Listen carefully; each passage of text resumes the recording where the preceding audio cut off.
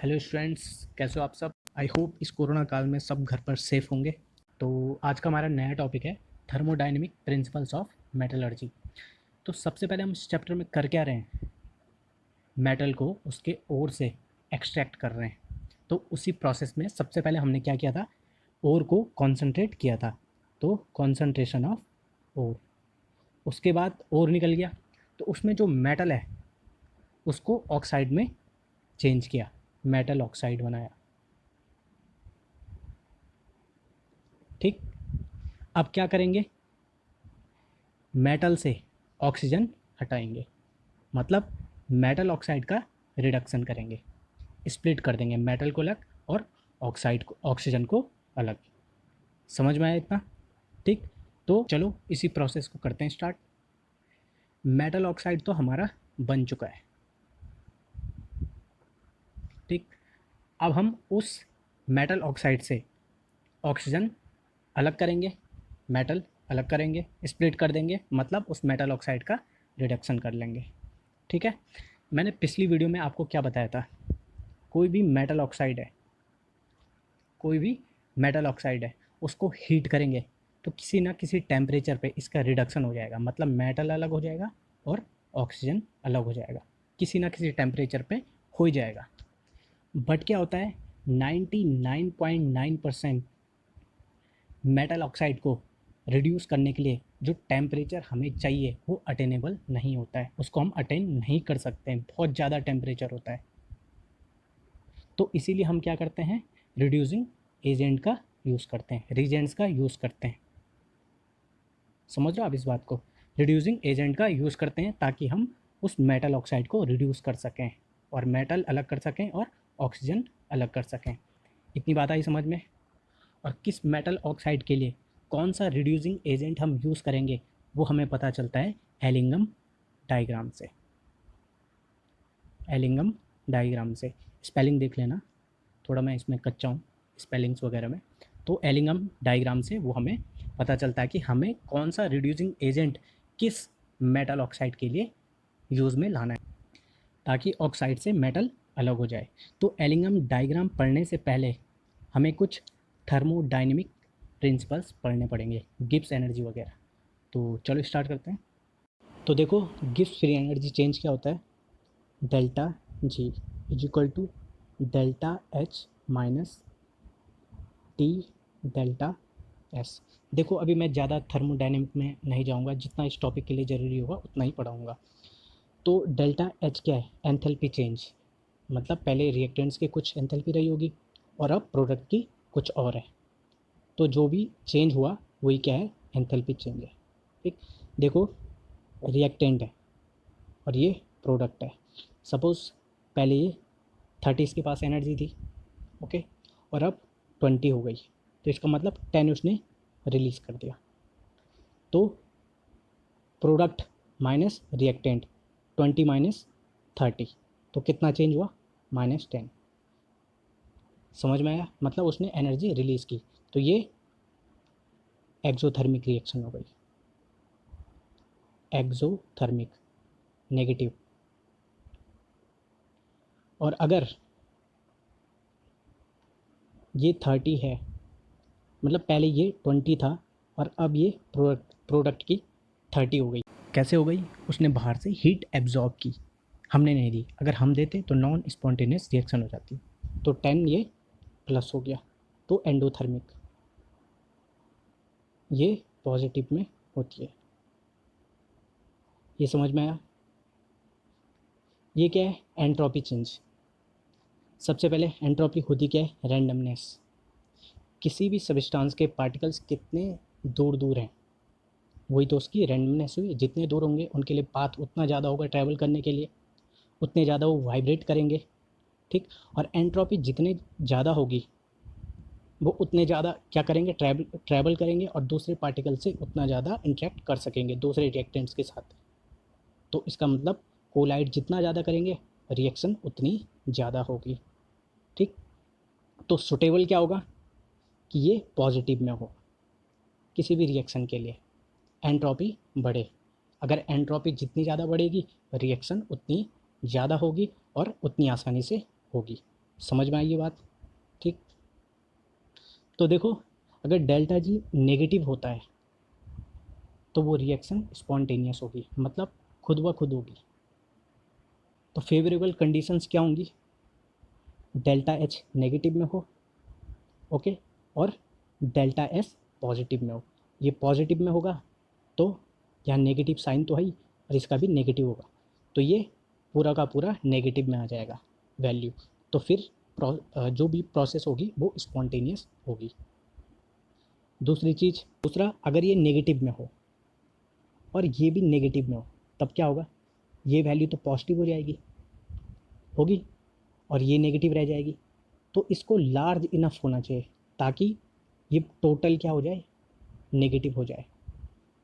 ठीक है, ये वैल्यू नेगेटिव में बहुत ज़्यादा चाहिए, क्योंकि इस वैल्यू ने पीछे पॉजिटिव होना है इस नेगेटिव साइन के कारण। ठीक, एक कंडीशन ये हो सकती है। दूसरी कंडीशन क्या हो सकती है? इस टेम्परेचर को हम डिक्रीज़ करते हैं। इस टेम्परेचर को हम डिक्रीज़ करेंगे तो ठीक है, ये माइनस में है डेल्टा एस, ये पूरा पॉजिटिव में होगा, बट कम हो जाएगी ये पूरी वैल्यू पॉजिटिव में, और ये हमारे पास लार्ज इनफ है नेगेटिव में, तो इसलिए ये वैल्यू नेगेटिव में रहेगी। कंडीशंस तो कुछ भी हो सकती हैं। और अगर डेल्टा एच पॉजिटिव हो तो मतलब एंडोथर्मिक रिएक्शन होगी, वो बाहर से हीट एब्जॉर्ब करेगा, हम नहीं देंगे। अगर हम देंगे तो वो नॉन स्पॉन्टेनियस हो जाएगी, वो खुद एब्जॉर्ब करेगा। ओके, अगर ये पॉजिटिव होगा और डेल्टा एस भी पॉजिटिव होगा, तब ये वैल्यू लार्ज इनफ होनी चाहिए ताकि हमारी ये वैल्यू नेगेटिव में आए। समझ में आ रहा है? ठीक है, और अगर लार्ज इनफ नहीं भी होगी ये वैल्यू, हम टेम्परेचर इंक्रीज कर देंगे ताकि वैल्यू नेगेटिव में आ जाए और डेल्टा जी नेगेटिव में आ जाए, तो फिर रिएक्शन स्पॉन्टेनियस हो। तो टोटल क्या कंक्लूज़न निकला? किसी भी रिएक्शन को स्पॉन्टेनियस होने के लिए डेल्टा जी नेगेटिव होना चाहिए। एक और कंक्लूज़न, अगर हम दो रिएक्शंस के, क्या बोला, टू रिएक्शंस के रिएक्टेंट्स और प्रोडक्ट्स एक ही सिस्टम में रखें तो वहाँ अंदर एक ही रिएक्शन होगी। ठीक है, और दोनों रिएक्शंस के अपने अपने डेल्टा जी होंगे। ओके, और ये रिएक्शन, एक ही रिएक्शन उसके अंदर तब होगी जब नेट डेल्टा जी क्या होगा? नेगेटिव होगा। अगर इनको माइनस करेंगे तो नेट डेल्टा जी जो होगा वो नेगेटिव होगा। समझ में आया? नहीं आया? देखो, खैर ये जो कंक्लूज़न है इसको बाद में पढ़ाना चाहिए था, बट बुक में पहले ही है तो ठीक है। तो इसको देख के डरना मत, मैं समझा रहा हूँ। देखो, यहाँ पे क्रोमियम ऑक्साइड का फॉर्मेशन हो रहा है, Cr+O2, और यहाँ पे एल्यूमिनियम ऑक्साइड का, ठीक है, Al+O2। ठीक, अब देखो डेल्टा जी की वैल्यू देखो दोनों की, किसकी ज़्यादा है? नेगेटिव में इसकी ज़्यादा है और इसकी कम है, मतलब ज़्यादा आसानी से किसका ऑक्साइड बना? एल्यूमिनियम का, ज़्यादा आसानी से, क्योंकि डेल्टा जी की वैल्यू इसकी ज़्यादा नेगेटिव में है। ओके, और इसकी कम नेगेटिव में है। तो अब हम कपलिंग करेंगे, ये कपल रिएक्शन है। अब देखो, जो Al का ऑक्साइड है वो ज़्यादा आसानी से बन रहा है क्योंकि ये ज़्यादा नेगेटिव में डेल्टा जी, बजाय कि Cr के। समझ में आ रही बात? ठीक है, अब देखो इसका ज़्यादा नेगेटिव में है और इसका कम नेगेटिव में है। जब हम कपलिंग करेंगे तो क्या करेंगे? ये जो सेकेंड रिएक्शन है ना, ठीक है, इसमें से फर्स्ट वाली को सब्ट्रैक्ट कर देंगे क्योंकि हमें वैल्यू नेगेटिव में चाहिए, नेट जी नेगेटिव में चाहिए, और नेट जी नेगेटिव आएगा तो रिएक्शन होगी, तो रिडक्शन होगा। देखो देखो, हमने माइनस किया, -827, ये माइनस हुआ, -540, तो आंसर क्या आया? ये। ठीक है, जो ये रिएक्टेंट्स है, ठीक, इसके रिएक्टेंट से माइनस कर दो, और जो ये प्रोडक्ट है इसके प्रोडक्ट से माइनस कर दो, फिर साइन के हिसाब से उनको इधर उधर ले जा लो। ठीक है, एक साइड से दूसरी साइड ले जा लो, तो हमारे पास ये रिएक्शन आती है टोटल। इसका मतलब जो Cr2O3 है उसके लिए एल्यूमिनियम Al रिड्यूसिंग एजेंट का काम करेगा क्योंकि ये नेट जी नेगेटिव में आ रहा है। समझ में आया? वैसे उतना आसान अभी आएगा भी नहीं समझ में, आपकी ज़्यादा आसानी से समझ आएगा जब मैं आपको एलिंगम डायग्राम पढ़ाऊँगा। तो चलो देखते हैं। तो देखो ये है एलिंगम डायग्राम।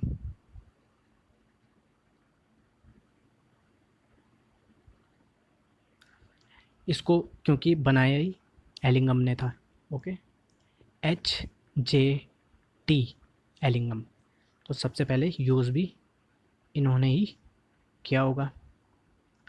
देखो जो ये डायग्राम है ये है delta ji of formation of metal oxide, ठीक है, delta ji of formation of metal oxide. तो इसको ऐसे भी लिख लेते हैं, फॉर्मेशन एफ से फॉर्मेशन ये जी, और टेम्परेचर के बीच में, ठीक है, ओके। तो चलो इस ग्राफ से आपको ज़्यादा समझ में नहीं आएगा, ये ज़्यादा अच्छा है, ठीक। देखो ग्राफ को देख के डरो मत, मैं समझा रहा हूँ। आप सोच रहे होंगे ये कैसा ग्राफ है, आज तक हमने ऐसा पढ़ा ही नहीं है, बट ये वही ग्राफ है जो आपने पढ़ा है। देखो ग्राफ ऐसा होता है ना, ये एक्स एक्सिस और ये वाई एक्सिस, यहाँ पॉजिटिव वैल्यूज़ होती हैं और यहाँ नीचे नेगेटिव वैल्यूज़ होती हैं, ठीक है। तो देखो ये एक्स एक्सिस है और ये वाई एक्सिस है, ठीक। और देखो यहाँ नेगेटिव वैल्यूज़ है नीचे और यहाँ ऊपर पॉजिटिव वैल्यूज़ हैं, ठीक है। अब देखो ये एक्स एक्सिस है, अगर हम यहाँ पे वैल्यूज़ लिखते जो कि हमने नीचे लिखी हैं तो क्या हो जाता, ऊपर घचपच हो जाता, ठीक है।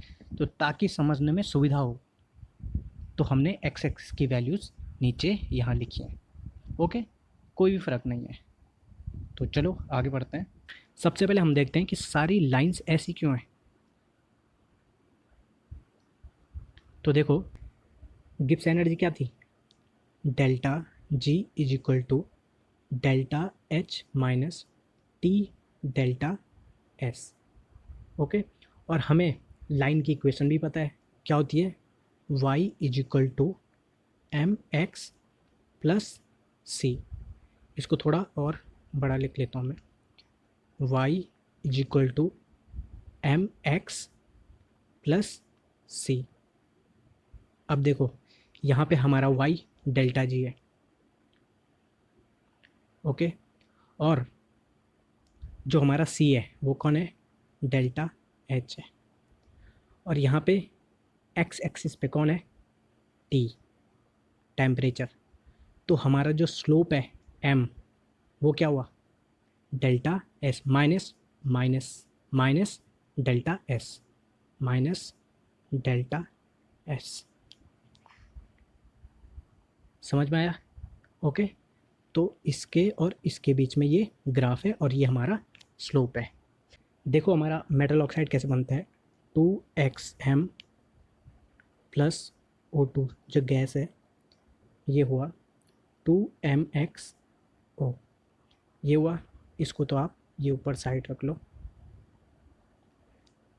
ये हुआ, ठीक है, 2 से डिवाइड कर लो चलो, तो ये xm हुआ प्लस हाफ O2 हुआ और ये mxO हुआ, ठीक है।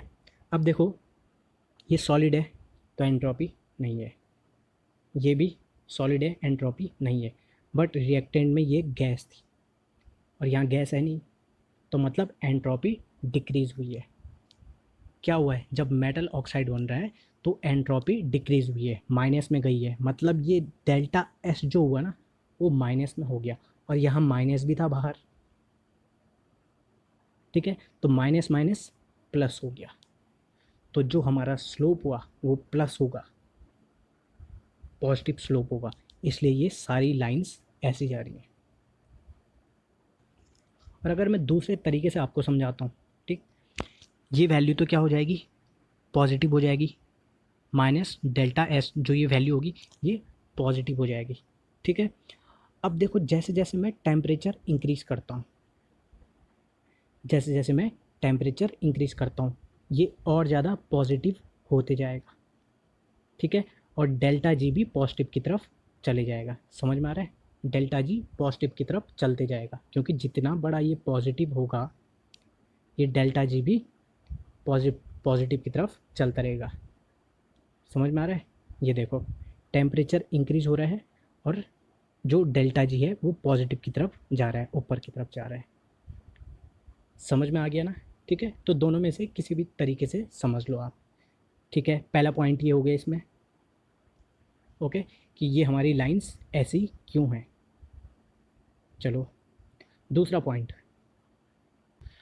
पॉइंट ये है, देखो पहले तक तो ये स्ट्रेट लाइन जा रहा है और अचानक से स्लोप और पॉजिटिव होते जा रहा है। यहाँ पे भी देखो, यहाँ पे भी हो गया, यहाँ पे देखो, यहाँ पे भी हो गया। ऐसा क्यों हुआ? क्योंकि स्टेट चेंज हो रही है, या तो मेटल बॉयल हो रहे हैं जैसे Hg है, या तो वो मेल्ट हो रहे हैं। और अगर बॉयल या मेल्ट हो रहे हैं तो इसका मतलब जो ये मेटल है ना, ये बॉयल या मेल्ट हो रहा है, तो इसका मतलब उसकी एंट्रोपी इंक्रीज़ हो रही है।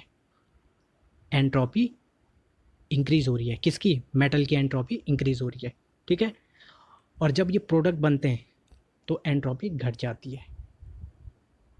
जब प्रोडक्ट बनते हैं एंट्रोपी घट जाती है, इसका मतलब एंट्रोपी बहुत ज़्यादा अब घट रही है। एंट्रोपी अब बहुत ज़्यादा घट रही है। तो डेल्टा एस अगर और ज़्यादा नेगेटिव हो गया तो बाहर ये नेगेटिव साइन है, तो ये और ज़्यादा पॉजिटिव हो गया। समझ में आ रहा है? तो ये जो ग्राफ है वो और ज़्यादा क्या होगा, जो स्लोप है वो और ज़्यादा क्या होगा, पॉजिटिव होगा। ठीक है, ये जो स्लोप है माइनस डेल्टा एस वो और ज़्यादा क्या होगा, पॉजिटिव होगा। ओके, तो ये एकदम उछाल मार रहा है। समझ में आई बात? जैसे देखो Hg का जो बॉइलिंग पॉइंट है वो 629 केल्विन है, तो देखो 629 केल्विन पे ये यहाँ पे बॉयल हो जा रहा है। ठीक है, तो ये जो ग्राफ है और ज़्यादा पॉजिटिव हो जा रहा है, मतलब जो स्लोप है वो और ज़्यादा पॉजिटिव हो रहा है। ठीक, अगला पॉइंट देखते हैं। अगला पॉइंट है, देखो जैसे जैसे टेम्परेचर इंक्रीज़ करेंगे तो यहाँ क्या होगा, ये ग्राफ ऊपर की तरफ जाते रहेंगे। ठीक है, जीरो की तरफ, मतलब पॉजिटिव की तरफ ऊपर जाते रहेंगे। ओके, तो यहाँ क्या हो रहा है, यहाँ फॉर्मेशन ऑफ ऑक्साइड हो रहा है, मेटल ऑक्साइड। जैसे ही इस लाइन को पार करेंगे उसके बाद क्या होगा, मेटल ऑक्साइड अनस्टेबल हो जाएंगे और वो मेटल और ऑक्सीजन में अलग हो जाएंगे। समझ रहे हो इस बात को? क्योंकि यहाँ तो नेगेटिव जी है ना, नेगेटिव जी है, यहाँ तो मेटल ऑक्साइड बनेंगे, बट उसके ऊपर क्या होगा, यहाँ पॉजिटिव हो रहा है, इसके ऊपर जीरो के ऊपर पॉजिटिव जी है, तो फिर क्या होगा, मेटल और ऑक्सीजन अलग हो जाएंगे, क्योंकि मेटल ऑक्साइड वहाँ क्या होंगे, अनस्टेबल होंगे। ठीक है, तो यही बात मैं आपको पहले भी समझा रहा था कि कोई भी मेटल ऑक्साइड है, कोई भी मेटल ऑक्साइड है, वो किसी ना किसी टेम्परेचर पे रिड्यूस हो जाएंगे, किसी ना किसी टेम्परेचर पे रिड्यूस हो जाएंगे। पर हमें ये देखना पड़ेगा कि क्या वो टेम्परेचर अटेनेबल है, क्या उस टेम्परेचर को हम अटेन कर सकते हैं। बहुत कम मेटल ऑक्साइड हैं जिनका थर्मल डिकम्पोजिशन या थर्मल रिडक्शन हो जाता है अटेनेबल टेम्परेचर पे, जैसे कि Ag2O ये लाइन है। ठीक है, HgO का ये लाइन है यहाँ पे, और CuO का ये है। ठीक है, एक Au2O ये भी होता है। तो इनका हम थर्मल डिकम्पोजिशन कर सकते हैं बिना किसी रिड्यूसिंग एजेंट के। ओके, ये समझ में आया? अब देखो बाकी जो मैक्सिमम मेटल ऑक्साइड है उनके लिए हम रिड्यूसिंग एजेंट का यूज़ करना पड़ता है उनके लिए, क्योंकि जिस टेम्परेचर पे उनका रिडक्शन होगा वो अटेनेबल नहीं होता है, तो इसलिए हमें रिड्यूसिंग एजेंट का यूज़ करना पड़ता है। यहाँ ये कार्बन और ये कार्बन मोनोऑक्साइड है। ठीक है, तो ये रिड्यूसिंग एजेंट की तरह काम करते हैं। अभी ये बताऊंगा क्यों करते हैं, ये आगे बताऊंगा। देखो जैसे ये ग्राफ है ना, ये ऑक्साइड के लिए, फॉर्मेशन ऑफ ऑक्साइड। ठीक है, तो वैसे ही फॉर्मेशन ऑफ सल्फाइड के लिए भी होता है, हैलाइड के लिए भी होता है, बट वहाँ रिडक्शन करना बहुत हार्ड होता है और यहाँ बहुत आसान होता है। यहाँ आसान किस कारण होता है कि कार्बन के कारण यहाँ आसान हो जाता है। ठीक है, तो ये चीज़ तो चलो बाद में पढ़ाऊँगा। सबसे पहले देखो, जैसे एक ग्राफ है, अब देखो इस टेम्परेचर तक यहाँ पे बन रहा है MgO और यहाँ बन रहा है Al2O। ठीक है, तो ज़्यादा आसानी से किसका ऑक्साइड बन रहा है? Mg का बन रहा है। MgO ज़्यादा आसानी से बन रहा है Al2O3 के, क्योंकि इसकी गिब्स एनर्जी ज़्यादा नेगेटिव में है। कहाँ तक? यहाँ तक। ठीक, और Al की क्या है? गिब्स एनर्जी Mg से कम है इस पॉइंट तक, इस टेम्परेचर तक। ठीक, तो Mg क्या कर सकता है? Al2O3 को रिड्यूस कर सकता है। समझ रहे हो इस बात को?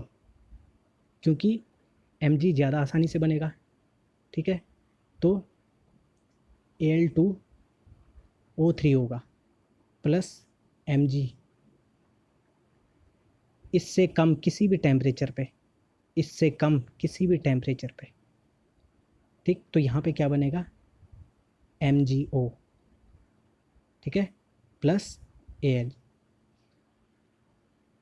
समझ रहे हो इस बात को? ठीक है, ये 2 हो जाएगा, ये 3 हो जाएगा, ये भी 3 हो जाएगा बैलेंस करने के लिए। अब इस टेम्परेचर के बाद क्या होगा?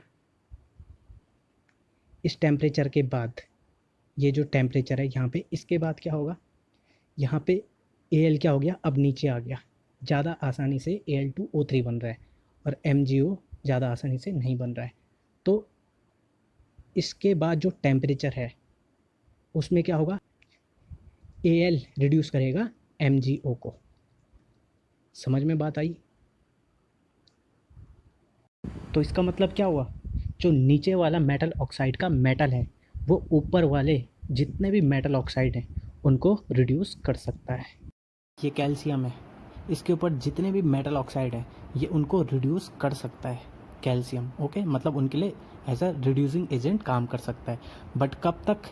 जब तक दोनों के ग्राफ इंटरसेक्ट नहीं करते हैं, और इंटरसेक्ट करने के बाद वो पूरी सिचुएशन उल्टी हो जाएगी।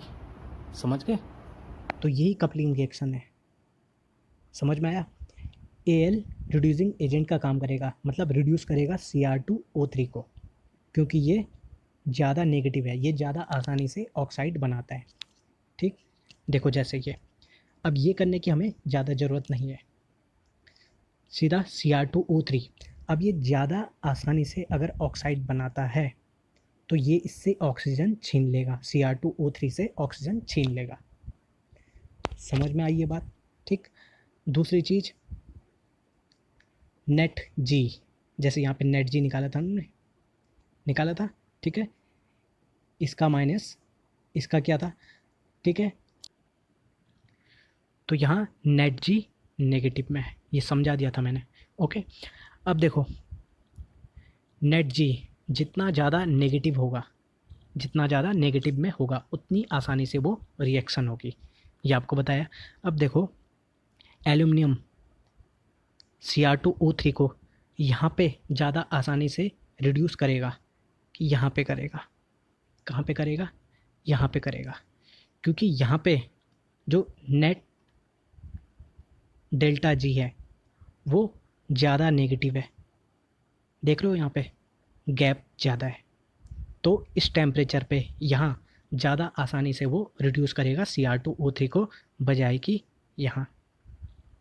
तो अभी तक हमने क्या देखा था? Reduction by metal.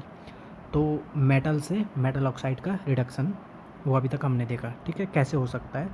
बट क्या होता है, जो मेटल्स होते हैं वो महंगे होते हैं, कॉस्टली होते हैं, तो इसलिए हम उनका यूज़ नहीं करते हैं रिडक्शन के लिए। कार्बन और कार्बन मोनोऑक्साइड वो क्या होते हैं? सस्ते होते हैं, तो उनसे हम मतलब उनका यूज़ करते हैं एज अ रिड्यूसिंग एजेंट। ठीक है, तो देखते हैं। तो देखो ये 3 लाइन्स हैं, तो इनको हम समझते हैं। ये देखो, देखो ये कार्बन से कार्बन मोनोऑक्साइड बना रहा है। ठीक है, ऑक्सीडेशन हो रहा है। ये लाइन नीचे क्यों आ रही है? देखो, जो कार्बन होता है वो सॉलिड होता है, ऑक्सीजन गैस हुई, और कार्बन मोनोऑक्साइड ये भी गैस हुई। ठीक है, अब सॉलिड से तो कुछ लेना देना है नहीं, एंट्रोपी तो होगी नहीं। यहाँ पे एंट्रोपी केवल 1 होगी, बट यहाँ पे 2 है, तो एंट्रोपी क्या हो रही है, इंक्रीज़ हो रही है, एंट्रोपी इंक्रीज़ हो रही है। ठीक है, जब एंट्रोपी डिक्रीज़ हो रही थी तो ग्राफ कैसे बन रहा था, स्लोप कैसे आ रहा था, ऐसे। तो अभी इंक्रीज़ हो रही है तो स्लोप कैसा आएगा, ऐसे, नेगेटिव स्लोप। ये समझ में आया? ठीक, यहाँ देखो कार्बन सॉलिड है, ये मिडिल वाले में देखो कार्बन सॉलिड है, ये गैस है ऑक्सीजन, और CO2 भी क्या है, गैस है। ठीक है, सॉलिड से कोई लेना देना है नहीं, गैस भी यहाँ पे 1, यहाँ पे भी, मतलब जो एंट्रोपी है वो ना इंक्रीज़ हुई ना डिक्रीज़ हुई, इसलिए प्लेन ग्राफ। स्लोप होगा ही नहीं, ओके, स्लोप 0 होगा। यहाँ पे ऐसा क्यों हुआ, पॉजिटिव स्लोप क्यों हुआ, देखो ये गैस है, 2 गैस, ठीक है, ये 2 आ गए, ये भी गैस है, और यहाँ भी ये गैस है। ठीक है, अब देखो यहाँ पे 3 हुए ये, और यहाँ पे ये सिंगल है, एंट्रोपी क्या हुई, डिक्रीज हुई, इसलिए स्लोप क्या हुआ, पॉजिटिव हुआ। ये स्टार्टिंग में समझा रखा है। ओके, तो अब ये क्या करते हैं, कार्बन मोनोऑक्साइड और कार्बन, ठीक है, ये भी तो कार्बन ही है, ठीक, तो ये रिड्यूसिंग एजेंट का काम करते हैं। अब यहाँ पे देखो थोड़ा सा, ये 2C है ना, और यहाँ पे हमने कार्बन कम कर दिया, कार्बन का जो कॉन्सेंट्रेशन है वो कम कर दिया, ठीक है, तो यहाँ पे CO2 बन गया। और अगर कार्बन का कॉन्सेंट्रेशन ठीक ठाक था, ज़्यादा था, तो उसने क्या बनाया, कार्बन मोनोऑक्साइड बनाया। ठीक है, साफ साफ समझने के लिए CO2, ठीक है, ऑक्सीजन ज़्यादा है और कार्बन कम है, तो इसलिए कार्बन कम किया हुआ था, तो इसलिए कम है। ठीक है, और यहाँ पे CO, जितना ऑक्सीजन उतना ही कार्बन, मतलब कार्बन हमारे पास ठीक ठाक था, समझने के लिए। ओके, और ऊपर क्या बना रहा है इस वाले में, कार्बन मोनोऑक्साइड क्या बना रहा है, CO2 बना रहा है। ठीक, और देखो ये तो ग्राफ है किसका, ऑक्सीडेशन ऑफ कार्बन और कार्बन मोनोऑक्साइड का ऑक्सीजन के साथ। ठीक है, अब ये कार्बन मोनोऑक्साइड और ये carbon as a reducing agent काम कर सकते हैं, मेटल ऑक्साइड को रिड्यूस कर सकते हैं। तो कैसे कर सकते हैं, ये देखो, ये कार्बन है जिसमें कॉन्सेंट्रेशन अच्छा खासा था, ठीक, तो ये क्या बनाएगा, CO बनाएगा और मेटल अलग छोड़ देगा। कार्बन मोनोऑक्साइड क्या करेगा, CO2 गैस छोड़ेगा और मेटल को अलग कर देगा। और कार्बन जिसका कॉन्सेंट्रेशन कम था, ठीक है, वो क्या करेगा, मेटल ऑक्साइड को रिड्यूस करेगा, मेटल अलग कर देगा, और CO2 क्या करेगा, और CO2 गैस इवॉल्व करेगा। ओके, देखो इसका बहुत ज़्यादा इम्पोर्टेंस है।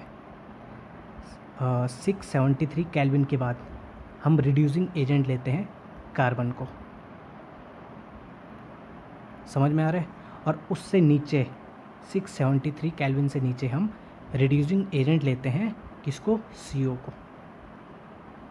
यहाँ पे कार्बन को नहीं लेते, CO को लेते हैं। क्यों, क्योंकि CO का ऑक्साइड ज़्यादा आसानी से बनता है, मतलब CO2 ज़्यादा आसानी से बनता है, और इसकी जो गिब्स फ्री एनर्जी चेंज है वो भी ज़्यादा है क्योंकि ये नीचे है, तो इसलिए हम CO को यूज़ करते हैं as a reducing agent 673 kelvin के नीचे। और उसके ऊपर, इस केल्विन के ऊपर, इस टेम्परेचर के ऊपर कार्बन को हम यूज़ करते हैं। समझ में आया, और इसका बहुत ज़्यादा इम्पोर्टेंस है क्योंकि कॉस्ट कम लगती है।